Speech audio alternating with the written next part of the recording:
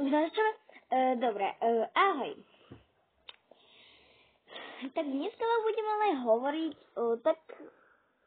taktiež od našich susedov a tak. Skrátka, napríklad, čo sú dole u susedov a tak.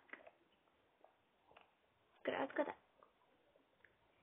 A poviem vám moju príhodu. Teda moju kamarátku príhodu. Bolo to skrátka tak, že taktiež nejak nám stalo, že moja kamarátka spievala tuto dole na chodbe a zrazu z okna sa ozvalo choď do Riti. No a viete, no nerobím si srandu, taká jedna polobabka bola asi taká babka mladá a zrazu sa zvalo choď do Riti. No a my sme sa tam začali skrátka smiať a tak no, takýto príhoda to bola. Potom prišla dole a povedali, že starí ľudia sú takí unavení. No ale hlavne, že ona si púšťa nahlas telku a my nemôžeme hniť. No tak. No a raz sa nám stalo, že sme zabudli mobil niekde a ono to natáčalo.